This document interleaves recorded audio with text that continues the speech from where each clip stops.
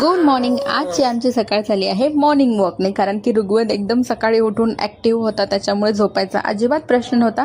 त्यामुळे अनु ऑफिसला निघाला, त्याच्याबरोबर आम्ही सुद्धा बाहेर फिरायला निघालो. पण सध्या आमच्या सोसायटीमध्ये पाण्याचा एवढा प्रॉब्लेम चाललेला आहे की जिथे असाल तिथून धावत पडत जाऊन आधी पाणी भरायला लागतं. त्यामुळे बाहेर फारसा वेळ न घालवता आम्ही लगेच घरी आलो. आणि आता हा प्रॉब्लेम किती दिवस चालणार आहे हे देव जाणे. आज ऋग्वेदचं वॅक्सिनेशन होतं, त्याच्यामुळे अनु लवकर घरी परत आला होता. ऋग्वेदची झोप म्हणजे अशी आहे की कधी जर टाचणी पडली तरी तो उठून बसेल आणि कधी त्याला हलवून उठवलं तरी तो उठणार नाही. तो एवढा गाढ झोपेत होता की त्याला उठवायला आम्हाला चांगलं वाटत नव्हतं. या आधीपर्यंत आम्ही जेव्हाही त्याला डॉक्टरकडे न्यायचो, वॅक्सिनेशनसाठी न्यायचो, तेव्हा तो अजिबात त्रास द्यायचा नाही किंवा रडायचा सुद्धा नाही. पण आता मागच्या वॅक्सिनेशन पासून बहुतेक त्याला कळायला लागलं आहे की त्याला काहीतरी त्रास होणार आहे आता, म्हणून तो हॉस्पिटलला गेला किंवा डॉक्टर त्याला दिसले की तिथनंच तो रडायला लागतो. आणि वॅक्सिन देऊन झालं की काही प्रश्न विचारायसाठी जर आम्ही डॉक्टरांकडे थांबलो असेल तर तो त्यांच्याकडे बघून बघून रडत असतो, जेणेकरून आम्हाला सांगतो की यांनी मला काहीतरी केलंय. चला भेटूया नेक्स्ट व्लॉग मध्ये. बाय.